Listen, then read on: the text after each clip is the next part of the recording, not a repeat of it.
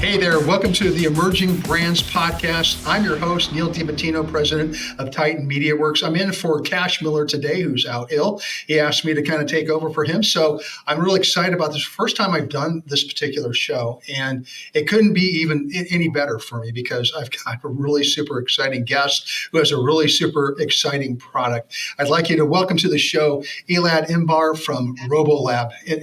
Welcome to the show, Elad. Yeah, thank you. I appreciate it. Thanks for having me. Fantastic. So, man, I'm looking at all the cool robots behind you and all the different things. I've read your brochure, kind of took a look at that, and kind of got myself somewhat educated as to what you do and that type of thing. But I really want to kind of let you kind of take the lead on that and talk a little bit more about your business and tell us a little bit more about your products and the franchise opportunities. But before we do that, let's learn a little bit more about yourself. Tell us about you. About me. So my name is Elad, as you mentioned earlier, and I'm Israeli. If you wonder about my name, my accent, I live in the US for almost 13 years now. Really loved robots since I was a child. Used to build them and tinker with them and work on the electronics and everything. But for many years, robots were toys for geeks, which basically exclude 99.9% of the population, right? That don't care about electronics and don't want to know about that. So for many years it was on the back burner. It's nice, it's fun, but that's about it. But somewhere around I don't know, 2006, 2007, around the launch of the iPhone. I was living in Taiwan back then. I had a previous company over there, and Asia is all for electronics and all these electronic markets. Under bridges in the weekends. You have the guys with the jackets. Just like, I have this electronics for you, or that kind of thing. And I noticed a change happening where instead of selling boards and selling electronic parts and all of that, people started offering robots, connected toys, what we call today. So all kinds of drones and cars and these kind of things. And to me, this was kind of like ignite my old passion, because it told me that basically the market is ready. We have smartphones, right? These are super capable devices, and we can control robots or toys or whatnot using that. And probably it's about time to do something with my passion and go about that. So I basically just started RobotLAB back then. We started with the education focus. We're bringing robots to classrooms. We're still doing that, still up and running, and our team in San Francisco is focused on the education market. We're basically empowering teachers. We want teachers to be able to explain, to demonstrate to students, especially abstract concepts in math, in science, in engineering, geometry, trigonometry, and these kind of things. So no one wants to learn quadratic equations, right? I'll never use it in my life. Every teacher heard that probably 100,000 times, right? Right. And this is something that we can actually show kids. Why do you need that? So, for example, just I really touch quickly on that. So, let's say you have a drone, right? And the drone takes off, and as it flies higher, the camera at the bottom can see a larger area. So, let's say you're in a search and rescue mission, right? And the drone needs to take pictures of an area and try to find people that got lost. So how high you need to fly in order to cover the area that you need to see, right? Now, area is edge times edge, or edge squared, right? And it's correlated to the height. So that's your y, that's your x. So y equals x squared something, and then you basically use the math in order to solve this real life problem, and we bring it into the classroom using this type of robots. So this is basically the kind of like the getting into the market, getting into classrooms. We created a lot of lesson plans, curricula with teachers, everything aligned with common core standards, and really making sure that kids will understand why they are learning that. And as we progressed, we basically saw more and more capable robots. I started that again in 2007, and 15 years ago, we didn't have cleaning robots. We didn't have, food delivery robots or customer service robots and these kind of things.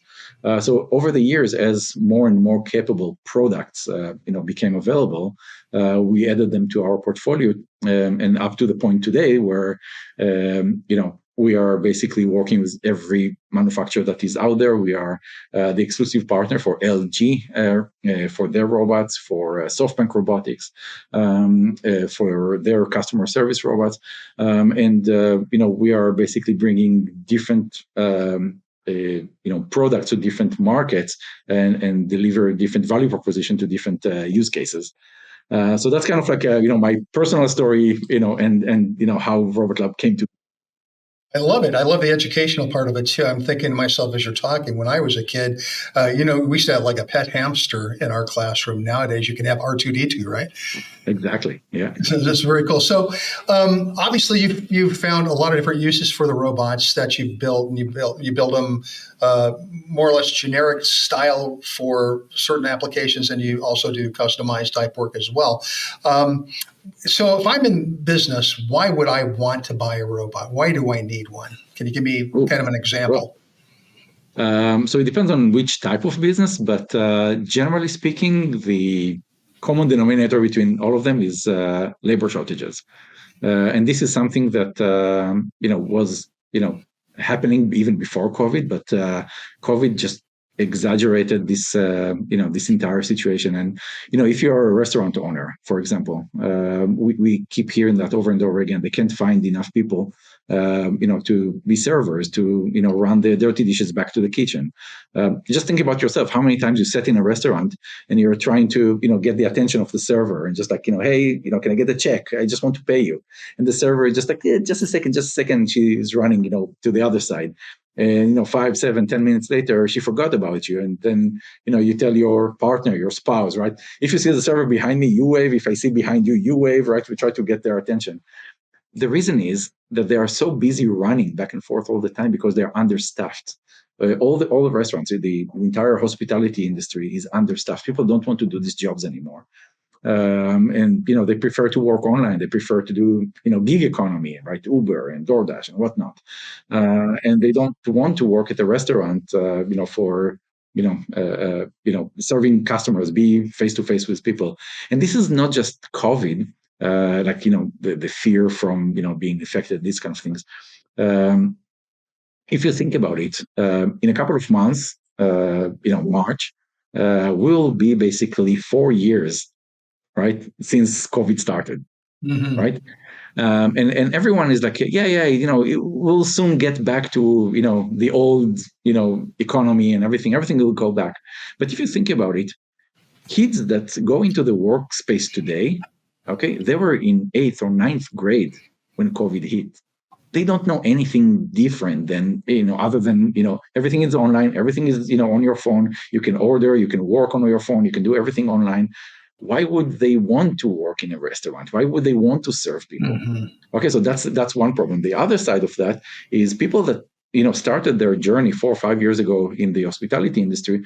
They want to move forward. They want higher paying jobs now, right? They are not willing to stay servers for the rest of their lives. So we have this vacuum, okay, that we can't actually serve people, and this is just restaurants. If you are, let's say, a hotel owner or assisted living facility owner, it's the same thing. You can't find people to clean the floors. Even in schools, we mentioned schools. What they are telling us, janitors are retiring, and we don't have a new generation of janitors that want to do this job. No one goes to college for 3 years to be a janitor at a middle school, right? So, but they still need to clean their floors every single day. So how? I've seen some of those actual, like these big ginormous, like vacuum / mopping devices going up and down aisles. And I'm going down an aisle and I think that surely this thing is going to run me over, but it's got the ability to know when there's people around it and stop and wait till somebody's out of its way, and it knows what direction to go, kind of like a Roomba at home, but really more on an industrial level. So that's kind of some of the stuff that you're doing as well. Yeah, I mean, so this one, for example, if you see here behind me, this is a cleaning robot. All the robots actually have sensors all around them, so they know where people are around them. It's very safe, especially around kids, right? Kids love to be like, I'll jump from here, I'll jump there, I'll try to block the robot, let's see what he does. This is kids. I mean, that's what they do, right? And that's okay because the robots are, accounting for all of that in their path planning, in obstacle avoidance, and so on. They have cameras, they have laser sensors, they have ultrasonic sensors, so different sensors for different, types of obstacles, and they're very, very safe around that. We have robots in hotels, we have robots in assisted living facilities, we have robots in supermarkets, in restaurants, of course, and in every scenario. They don't need to be walled behind a fence and like a factory robots that you have this yellow and black line on the ground. Don't go here because the robot doesn't know that you are there and you may get hurt. These are robots that are the service robots are robots that are designed to basically be around people and safe around people. So it's not really eliminating jobs, but it's actually making jobs easier. And also, I mean, obviously somebody has to program these things, so that makes it maybe a little bit higher level of a position for somebody Yes, as well. That's exactly. really cool. So now you've taken all this. We never try to replace, people. People that show up to work, that's awesome because robots can't do what people are doing. The robots can Right. help the few that do show up to work. Okay, and by the way, a very, very interesting anecdote about that. Every restaurant that deployed food delivery robots, the servers that show up to work actually getting higher tips. Oh, wow. And this is like counterintuitive when you think about it, but when you question the people, what's going on, and why is that happening? People tell them, I mean, we are being served, right? Because before that, we can't even talk to the server. They just throw the plate at our table and just run back to get someone else serviced. But now that all this running has been eliminated, and the robot comes, to the table or next to the table, depends on the style of the restaurant. The server is in the dining room, so if I drop my fork, they'll be there to bring in another one immediately. If I run out of water, they'll refill my cup, right? If I need the check, okay, it's there in a couple of minutes. So when we are being served, we are rewarding the servers with a better tip. So this is something that, again, it's counterintuitive because robots are taking jobs. They're not. They're actually helping, not by just doing the job, but actually helping people to do what people are doing best, which is customer service. Robot Sure. cannot smile to you and ask you, how is your day going? Do you like Right. your meal? Right. I got you. So it's basically you're creating a better customer experience by Exactly. utilizing these type of tools. That's wonderful. So now you've taken this passion that you had for a very long time, and you started developing these robots, this technology, and everything. And now you've taken it one step further, in that you are offering this opportunity to other people as a franchise. So let's talk a little bit about that. Can you tell us a little bit about your franchise model? Yeah, absolutely. So again, as I mentioned, we are doing it for 15 years. We are the largest robotics company out there. And we got to the point in the past couple of years that we can't actually answer all the requests that we're getting. We're getting, customers from, Reno, Nevada, come and, give me a demo, and, Kalamazoo, Michigan, and, Tampa, Florida. And we can't be everywhere. It takes time to get there. It takes time to ship, products, and especially on the service side. Okay, when business owner buy this type of product, they are expecting service. They don't want to ship robots back to Dallas, for example. We are in Dallas right now. I'm in Dallas right now. So this kind of thing basically got us to look into different ways to grow and scale the company to answer all this demand that comes from the market. And after a lot of investigation, after a lot of consultancy with many groups, one thing just keep coming back over and over again: this needs to be franchised. The reason is that we are basically offering local business owners the service, the deployment, the repairs if needed. Everything needs to be within, let's say, 20 miles from where you are. So better customer service, better ability to reply to demand, and service the local community is something that is very, very important. So this is kind of like where we decided, when we decided to start franchising the company. We started just this last May, 2023, and we already have 6 franchisees. They are responsible for 27 different territories, and it's we have a long line of people in the pipe, to do basically the training and everything, and keep moving forward. I met Cash at the Nashville show, and we have people that are going to take Nashville area as well. So this is really, really exciting, because everyone wants to be part of robotics, AI, all this growth that is happening in this field, and we are offering probably the best entry point to that market. You can get, as a franchisee, you can get your hands on the best product out there, the best robots, the best customer service, the best SOPs, standard operating procedures, and everything that the customers need.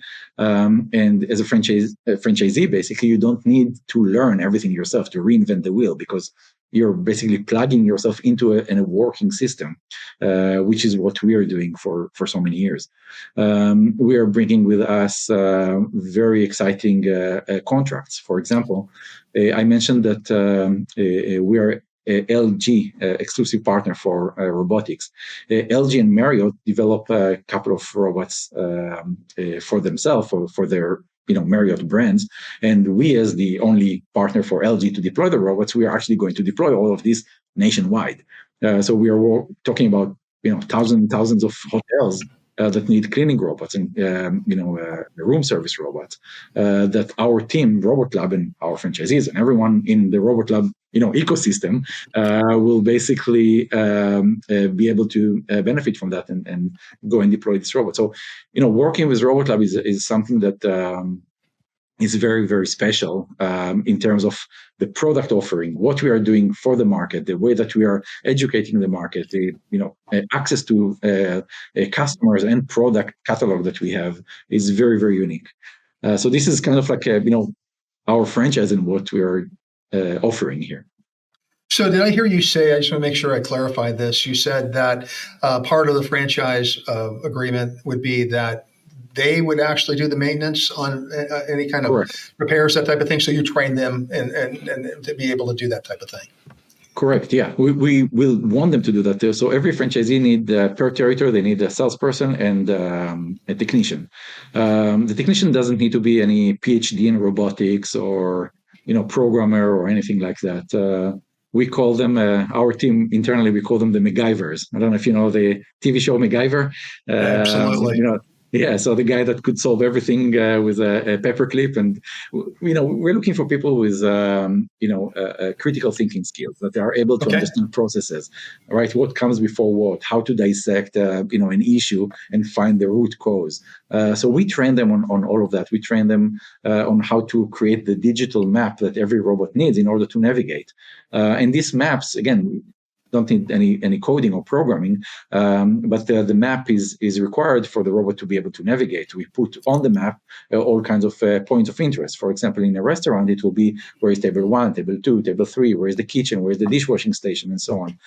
So all of that needs to be done locally on site. And if there is an issue, we want them to be able to, just take the call. Hey, I'll be there in 5 minutes, or later this afternoon, and I can take care of that without shipping stuff to another state or another city. And this ability to provide the service is what will make the whole difference. I love to give the example, the comparison to what Henry Ford did. With the Model T. Everyone knows the production line. This was his biggest invention. Making people responsible for one task, and moving the cars through the process, cutting the price, the end price for everything. This was great. Don't get me wrong, but the more important thing was the car dealership network that he built. Mm-hmm. Because even if you are super, enthusiast about, cars and everything, and we are talking about early 1900s, right? These cars are being manufactured in Michigan, and you are in Los Angeles. Okay, what happens if the car breaks? Are you going to tow it back to Michigan? with horses, right? It's not going to work, right? Right, Uh, exactly. so he saw that and he understood that, and basically what he did, he developed the dealership network. For dealership network around the country was the secret ingredient to unlock all of this explosion. And this is essentially what we are doing here with RobotLAB. We are becoming the car dealership network of robots. Okay, we are establishing dealerships in every major metro area in order to enable the service. This is especially when we are selling to business owners, restaurant owners, hotel owners. They're not roboticists. They don't want to deal with robots and failures and everything, right? If there is an issue, right, with my AC, I call the AC guy. I don't Right, want to fix exactly. my AC, right? So the same thing with robots. They don't want to deal with that, but they want to benefit. We all want to benefit from Sure. AC, right? But I don't want to fix it if something goes wrong. Okay, and if I have to ship my air conditioner back to whatever Colorado, where they have snow, to refill it for the next summer, it won't work, right? I'm not going to buy that if I'm in Florida. I'm not going to ship my air conditioner to Colorado for repairs. So by having this network of service distributed around the country, we are basically unlocking the potential, because the need is there, the requests are there, but everyone, if it's not in my backyard or somewhere nearby, I'm not going to do that. It's too complex for me to to manage that. So that's why we want our franchisees to actually be able to service, because that's where the make or break is. I love that, and I love the comparison to the Ford. That was an awesome comparison. So you basically are, as far as being a franchise. If I'm a franchisee, you're going to provide me with the training that I need, the support that I need, so that I can do all those things that you just talked about. Correct. This is part of becoming a franchisee. We have our own training sessions here, training rooms here. We have training managers and franchise success managers. They'll basically take the franchisee. You don't need to know anything about robotics or AI or anything. We'll take you through the process. We'll teach you how we talk about the products, which product is the right fit for which use case, because not every robot is just look behind me. We have over 40 different robot types. And we qualify our customers before we recommend the product. If someone comes to me and say, "Hey, I want this robot," we'll say that's great, but tell me about your floor, tell me about your location, tell me about your guests, tell me about so many things. And based on the qualification process, we will recommend a product. It might be this one, okay, but maybe not. Maybe this is just too wide for your aisle, width, and the robot can turn over there or something like that. So these are things that will definitely train everyone, because we need them to be successful. Their success is our success. Right. So we'll make sure that they know everything that there is to know. And as we move forward and onboard new products and new technologies, of course, training is part of all of that. So when you're talking about multiple revenue streams, I was noticing that in the brochure that I have. So is that what you're talking about? Is the different channels that you can actually take the product in, or is there more that I didn't see in the brochure? Yeah. So first of all, multiple channels. We have automated many different things, from restaurants to mail rooms, from warehouses to hotels, assisted living facility to schools. You name it, we touched it. So that's one thing. The second thing is, when we sell to the customer, we actually have multiple revenue streams. The first one is obviously the sell, right? I mean, we sell a product. But again, think about it as a car dealership. So you have the sale, that's one thing. And then we have all kinds of packages around that. We want 20,000, 40,000 miles, 50,000 miles warranty, right? That's an add-on on top of the product itself. And since the franchisees can actually serve the robots by themselves, by their technicians, they can sell that without buying the warranty from us. The same with customer service robots that need content. They need to be, trained on what to do, what to say. So, for example, you have it's behind me here. So this Pepper robot, it's a humanoid robot. I love that one. Yeah, that can talk to customers about product, services, the location.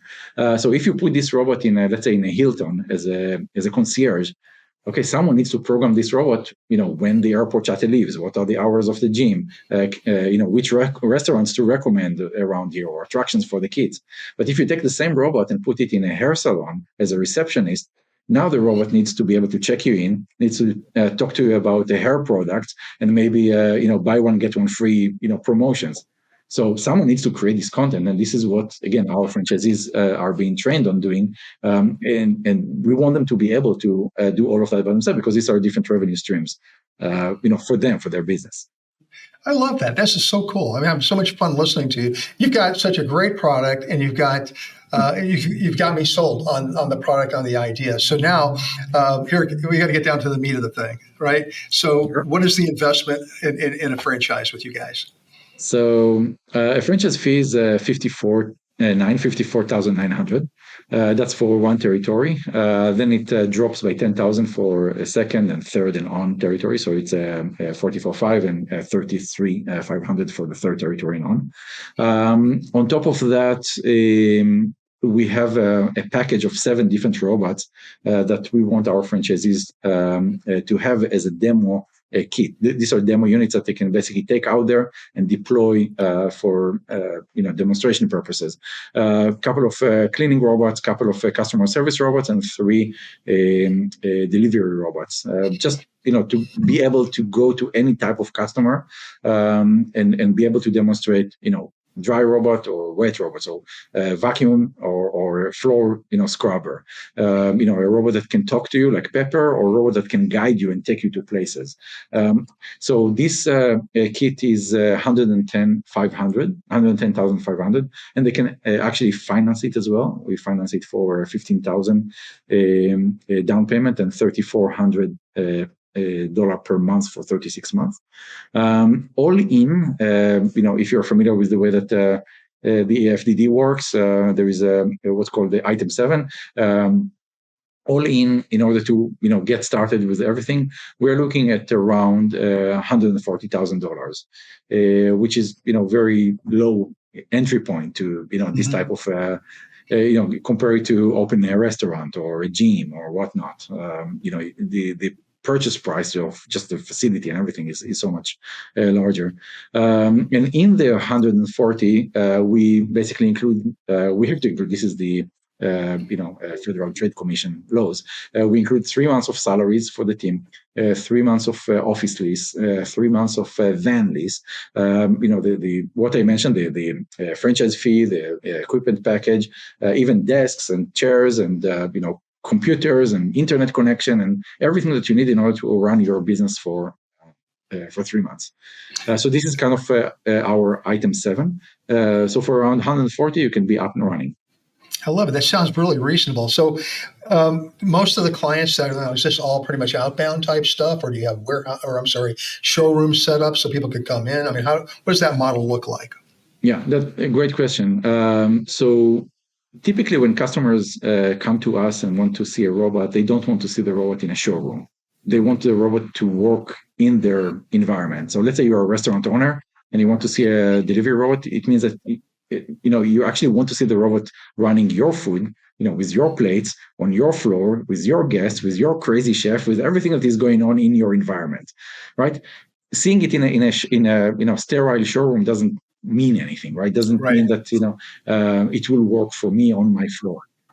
So typically we will go on site to run the demonstration for the customer, and we create kind of like a semi map, complete map. We don't map the whole environment just for the demo. We just we take, let's say, 4 or 5 tables, kitchen, dishwashing station, and we map only that, and we let them run it for a couple of days. We want them to get used to that, to get used to the fact that this robot is going to be there tomorrow morning. And unlike some servers that just call an hour before the shift starts, well, I'm not coming today. That's it. And now what? Right? How can you run your business with this type of workforce? So the robots are there every day. They'll do they're very systematic in the way that they approach that. So this is how we get that started. We also apply a cold calling a campaign for our franchisees. So we Oh, call into their market, set up appointments with business owners for them to go and demonstrate the robots.